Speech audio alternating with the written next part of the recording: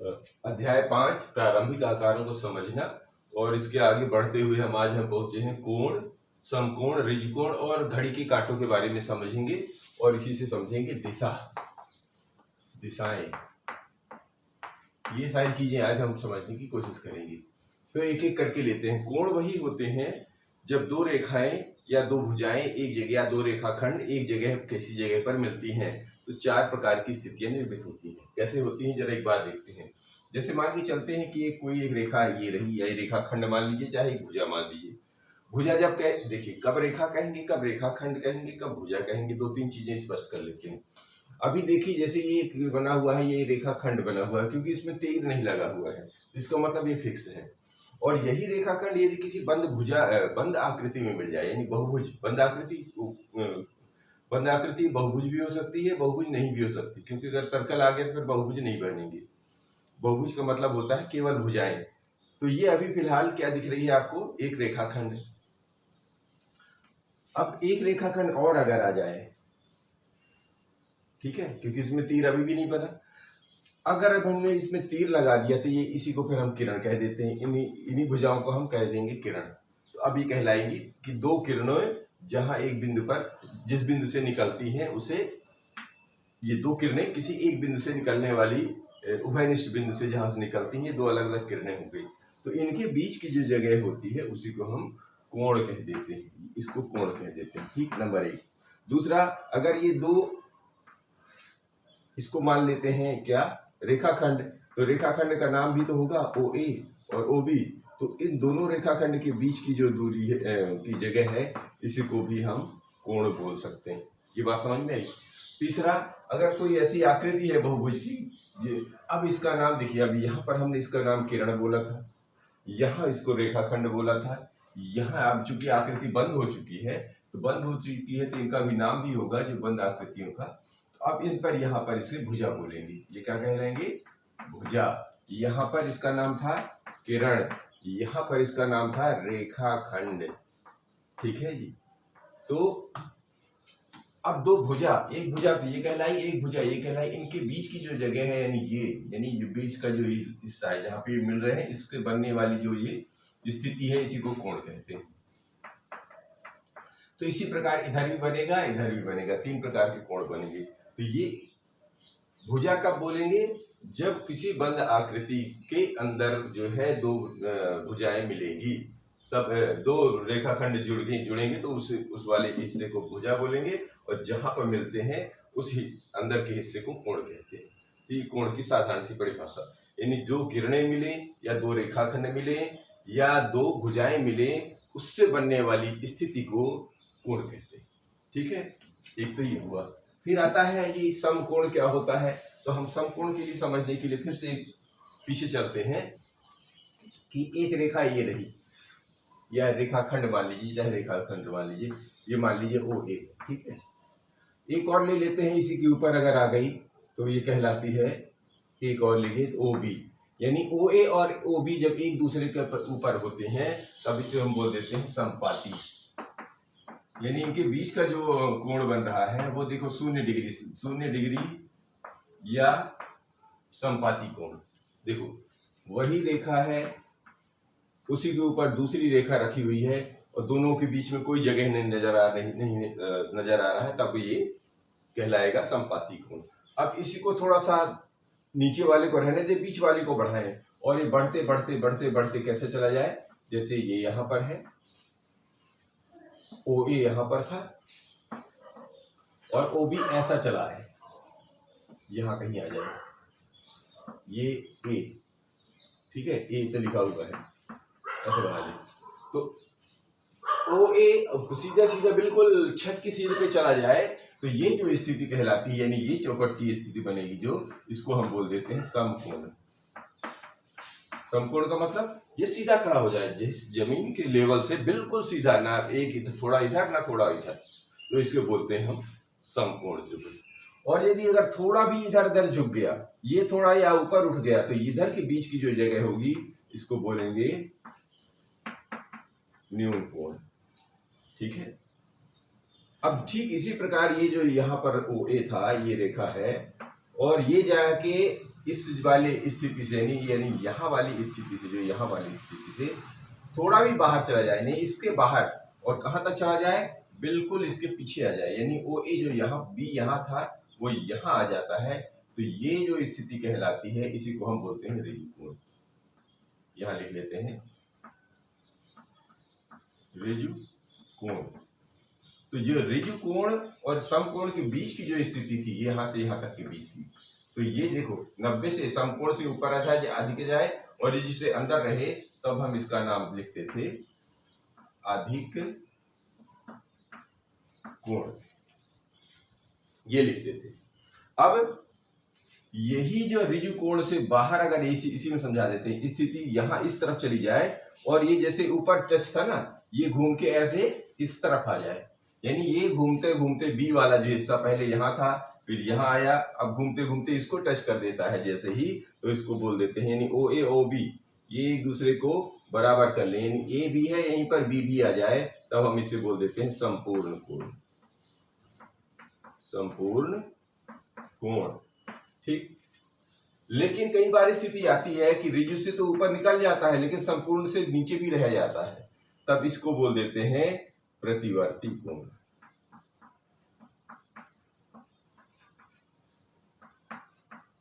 तो इतने प्रकार के कोण आएंगे। तो इसके अंदर अंदर रहेगा तो न्यून कोण, अगर बीच में खड़ा हो जाएगा तो समकोण, सम से ज्यादा हो जाए, ऋजु के अंदर रह जाएगा तो फिर अधिक कोण, ऋजु से बाहर चला जाए लेकिन संपूर्ण न होने पाए तो प्रतिवर्ती कोण, अगर नीचे से पूरा ही छू गया तो फिर वो संपूर्ण कोण कहलाता है। इतने प्रकार के हमारे ये कोण बनेंगे। अब घड़ी के कांटे भी देख लेते हैं। घड़ी कैसी होती है, देखिए घड़ी आपने देखा होगा कि घड़ी का डायल ऐसा होता है, गोल गोल होता है ना, और यहाँ पर जो है उसका कांटे का रहता है, यहाँ पर जो सबसे बीच का पहला इलाका होता है सब, यहाँ पर जो रहता है, यहाँ पर 12 बजे लिखा रहता है, इधर लिखा रहता है 3, और इसके ठीक पीछे 6 और इधर 9 लिखा रहता है। इसके भी हमको कोण समझने में क्या अंदाजा रहता है कि इसमें 2 प्रकार की सुइयां मुख्य रहती है, ठीक है, एक छोटी सुई, एक बड़ी, और एक इसको घंटे की सुई छोटी वाली बोलते हैं, उससे बड़ी वाली को मिनट की सुई बोलते हैं, और जो तीसरी लगातार घूमती रहती है उसको सेकेंड की सुई बोलते हैं। तो मुख्य इन दोनों सुइयों के बीच का हमको काम करना पड़ता है। तो जब 12 और 3 के बीच में सुई रहती है, जैसे एक सुई 12 पर है और एक सुई जो है 3 पर है, तो देखिए कैसी स्थिति बन रही है, ऐसी स्थिति बन रही है ना, इसी की स्थिति को बोल देते हैं समकोण, ठीक है। अब यही जो है स्थिति घूमते घूमते कैसे हो जाए, ये 12 है, ये 6 है, ये 3 है और ये 9 है। अब यहाँ पर अगर ये यहाँ पर रहे और दूसरी ये वाली घूमती घूमती कहाँ पर आ जाए, 6 पर आ जाए, तो देखिए कैसे हो गई, जिस तरह सीधी हो गई ना एकदम। तो जो ये जो स्थिति बनती है इसी को हम बोल देते हैं ऋजु कोण। मतलब कौन सी स्थिति पर है इस वक्त, ये ऋजु कोण की स्थिति पर है। फिर यही स्थिति जो अगर घूमते घूमते ऐसे हो जाए, कैसे, ये 12 पर, तो उसको फिक्स रखो, ये 12, ये 3, ये 6 और ये 9, और ये इधर आ जाएगी, लेकिन कोण कौन सा पूछे, ये वाला कोण पूछे, बात समझ रहे हैं, यानी इधर का कोण पूछे, यानी इसके ऊपर का कोई सा भी कोण पूछ सकता है यहाँ से आकर। तो देखिए अब ये किधर जाए, चलिए अगर इधर का पूछ रहा है, अगर अंदर का पूछ रहा है तो ये तो समकोण में है, लेकिन इधर का पूछ रहा है तो ये हो जाएगा प्रतिवर्ती कोण, प्रतिवर्ती कोण। और अगर दोनों की दोनों सुइयां घूम के 12 पर चली जाएंगी तो फिर क्या हो जाएगा, यह तो संपूर्ण कोण हो जाएगा। अगर घूम के जा रहा है तो संपूर्ण कोण, अगर नहीं हिली, पहली शुरुआती स्थिति है, तो फिर इसको 0 डिग्री का कोण या समपाती कोण कहते हैं, ठीक है। ये सारी स्थितियां समझ में। अब हम थोड़ा सा समझते हैं दिशाएं।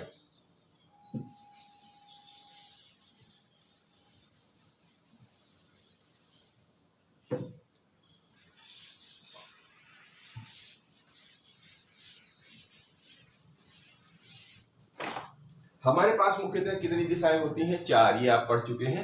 फिर से हम लोग समझने की कोशिश करते हैं जी। दिशाएं समझने के लिए ऐसा एक चित्र बना लेते हैं, ऐसा, यानी जो ऊपर की ओर होता है इसे वो बोलते हैं उत्तर दिशा। चाहे किताब खोलेंगे या कॉपी खोलेंगे, कुछ भी करेंगे तो हम ऐसे ही रखते हैं ना किताब पढ़ते हैं, तो जो हमारा सर के ओर हिस्सा, जैसे इधर मुंह किया तो इधर सर के ओर हिस्सा हुआ, तो जो सर के ओर हिस्सा होता है उसको कहलाता है उत्तर दिशा। ये क्या बोलेंगे? उत्तर दिशा। और उसके ठीक नीचे की तरफ अगर आप चले जाएंगे तो ये कहलाती है दक्षिण दिशा। कौन सी दिशा? दक्षिण दिशा। और ठीक है, जब उत्तर दक्षिण क्लियर हो गया तो जो यहाँ पर हम जब हमारा सर की तरफ उत्तर, पैर की तरफ दक्षिण, तो जो दाहिना हाथ हमारा होता है इसे बोल देते हैं हम पूर्व दिशा। और इस तरफ चला जाता है यानी बाएं हाथ की तरफ, तो ये कहलाता है पश्चिम दिशा। अब यहां से भी, दिशाओं से भी आप कोण का अंदाजा लगा सकते हैं कि उत्तर और पूरब के अगर बीच का हिस्सा पूछेगा तो यहाँ पर कौन सी कोण बनेगा? न्यून कोण। और उत्तर और पूर्व के को पूरा पूरा अगर पूछा जाए तो ये देखिए कौन सा बनेगा? समकोण। इसी तरह पूर्व और दक्षिण के बीच में जो इस सीधा सीधा रहेगा, तो ये और ये दोनों रेखाओं के बारे में बात करेगा तो ये भी समकोण कहलाएगा। इसी तरह ये समकोण, इसी तरह ये समकोण, अर्थात इन चारों दिशाओं के बीच में समकोण की स्थिति होती है। ये बात समझ में?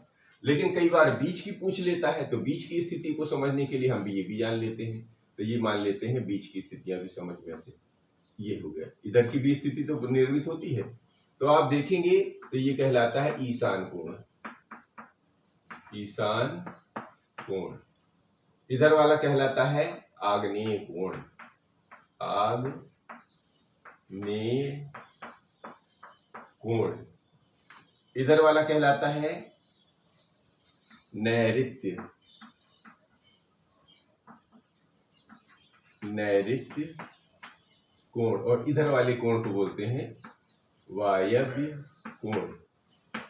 जानकारी के लिए, हालांकि आपको चैप्टर में नहीं दिया पर आप बीच का हिस्सा तो पढ़ेंगे। तो अगर कोई, मैं आपसे ये कहूं कि ईशान कोण के कोणों को किस तरह का कोण बोलेंगे, तो देखो उत्तर और पूर्व के बीच में होता है ईशान। इसका मतलब हो गया शून्य से तो बढ़ गया। अगर शून्य, हम उत्तर दिशा को शून्य माने और तो पूर्व दिशा को क्या बोलना पड़ेगा? समकोण। तो शून्य से ज्यादा और समकोण से कम, पूर्व दिशा से कम यानी सम से कम, तो यहाँ पर क्या बन जाएगा? ये बन जाएंगे न्यून कोण। यदि हम इसको 0 डिग्री का माने तो यहाँ पर बन जाएगा 90 डिग्री। ठीक है, यहाँ पर बन जाएगा 180 डिग्री, यहाँ पर बन जाएगा 270 डिग्री, और फिर पीछे से घूम के आ जाएगा तो बन जाएगा 360 डिग्री यानी समकोण। तो अगर ये पूर्व दिशा इसी पे सटकी होती तो ये कहलाता क्या? संपाती कोण। तो इनसे अगर हम देखेंगे तो अगर सीधे सीधे नाम से पूछे कि आग्नेय कोण का मान बताएं, तो आग्नेय कोण क्या होगा? इससे ज्यादा होगा। यानी उत्तर दिशा से अगर चले तो आग्नेय कोण की स्थिति क्या बनेगी? तो देखिए ये 90 से ज्यादा बढ़ गया और 180 से कम है, तो ये क्या कहलाएगा? अधिक कोण। अब अगर बोल दें कि उत्तर और दक्षिण दिशा से ऊपर यानी कि नैऋत्य की स्थिति बताएं, तो नैऋत्य कहाँ चला जाएगा? प्रतिवर्ती कोण में। और पश्चिम दिशा कहाँ चली जाएगी? ये भी प्रतिवर्ती कोण में। लेकिन कहते हैं घूम फिर के पुनः उत्तर दिशा में आ जाए तो कौन सी स्थिति बन जाएगी? संपूर्ण कोण। वायव्य कोण भी किसमें आएगा? प्रतिवर्ती कोण में। बात समझ में आ रही है? इस तरह हम दिशाओं से भी अंदाजा लगा सकते हैं। ठीक है ना? उत्तर ऊपर की तरफ, दक्षिण नीचे, पूरब दिशा दाहिने हाथ की तरफ और बाएं तरफ पश्चिम, और उत्तर और पूरब के बीच में जो कोण बनेगा जो ईशान कोण बोलते हैं, और पूरब और दक्षिण के बीच में आग्नेय कोण, और दक्षिण और पश्चिम के बीच में नैऋत्य कोण, और पश्चिम और उत्तर के बीच में वायव्य कोण कहलाते हैं। तो ये हमारी जानकारी के लिए, हालांकि किताब में इतना डिटेल में नहीं है पर आपको जानकारी होनी चाहिए। अब आते हैं हम कुछ उदाहरणों की तरफ।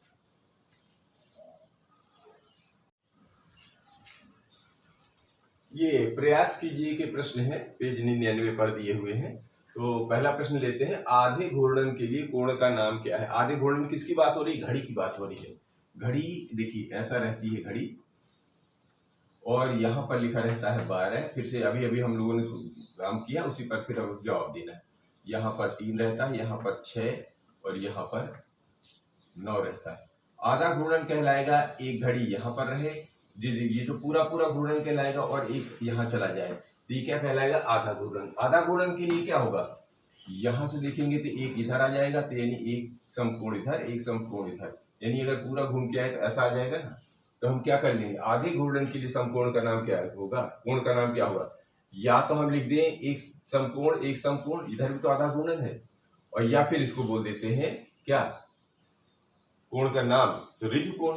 तो या तो लिख देते हैं नंबर 1 आधे घूर्णन का नाम, नंबर 1 दो ठो समकोण बनेंगे, दो समकोण बनेंगे, या दूसरी स्थिति बनेगी या ऋजु कोण, एक ऋजु कोण। ऋजु कोण को हम लोग सरल कोण भी कहते हैं, आप भी ध्यान रखेंगे, कई बार जो है ऋजु कोण ना लिखा रहेगा तो वो सरल कोण भी लिखा रहता है, ठीक है ना। ऋजु कोण को हम सरल कोण भी कह देते हैं। तो आधे घूर्णन के लिए देखिए, घड़ी के ना आधी घूर्णन कहाँ 12 पर जाएगी, एक 6 पर जाएगी, तो या एक इधर बनेगा एक इधर, तो या तो दो समकोण लिख दीजिए, और या अगर आप पूरा पूरा लिखना है तो देखिए यहाँ से चला यहाँ आ गया तो क्या हो गया, एक सीधी रेखा बन गई, और सीधी रेखा यानी सरल हो गई, और सरल को ही हम ऋजु कोण कहते हैं। ये बात समझ पा रहे हैं। फिर कह रहे हैं दूसरे में कि एक चौथाई घूर्णन के लिए, अब एक चौथाई घूर्णन कैसे बनता है, देखो ये रही घड़ी, ये यहाँ पर है 12, यहाँ पर है 3, यहाँ पर है 6, यहाँ पर 9। एक चौथाई का मतलब होता है ये देखो 4 भागों में बांट देना, ऐसा ये 4 भाग। तो जो पहला हिस्सा कहाँ पर आएगा, यहाँ पर आएगा, तो ये जो पहला हिस्सा बनेगा यानी एक चौथाई यहाँ से चल के यहाँ पर जो आ जाएगा, तो इस पर इस कोण का नाम क्या बनेगा, ये सीधा सीधा हो गया 90 डिग्री, तो इसका नाम हो जाता है समकोण। तो ये घड़ी की सुइयों के लिए बताया गया है कि एक चौथाई घूर्णन करेगी ये घड़ी की सुई, तो उस कोण का नाम बनेगा समकोण, या एक समकोण बोल सकते हैं, क्योंकि एक रहता है तो उसमें एक लगाने की जरूरत नहीं पड़ती, एक से ज्यादा होते हैं तब लगाना पड़ता है, ठीक है। तो इस तरह इसका जवाब देंगे। एक आध और लेते हैं। अब एक प्रश्न ये और भी लेते हैं कि उपरोक्त स्थिति के कोण का नाम लिखिए। देखिए अब ये जैसे एक घड़ी बनी हुई है, यहाँ पर कांटा कहाँ चला गया है, एक 6 पर है एक 9 पर है, 6 पर और 9 का कंसेप्ट कैसा बन रहा है, बिल्कुल जो है समकोण की स्थिति। तो इसको देख के आप बता सकते हैं कि ये कैसी स्थिति है, समकोण की स्थिति है। कैसी स्थिति है, समकोण की। अब ये दूसरा वाला जो फोटो बना है देखिए, इसमें भी तो वैसे ही बना है, लेकिन यहाँ पर ये देखिए कोण एक 12 पर है, एक और 12 से अंदर है, पूरा 12 पर नहीं है, और एक 9 से भी ऊपर चला गया है, लेकिन ये भीतर का नहीं पूछ रहा है, ये बाहर वाला पूछ रहा है। तो बाहर वाली स्थिति क्या कहलाएगी, बाहर वाली कहलाएगी प्रतिवर्ती कोण, ये कहलाएगा प्रतिवर्ती कोण। और अगर ये भीतर का पूछ लेता, अगर भाई जी इसको भी पूछ लेता, तो इधर बाहर वाले कोण को तो प्रतिवर्ती बोलते हैं, तो इसके वाले को बोलेंगे न्यून कोण। न्यून कोण। उम्मीद है कि आप इन बातों को अच्छी तरह समझ पा रहे होंगे। मिलते हैं अगले वीडियो में प्रश्नावली के साथ में।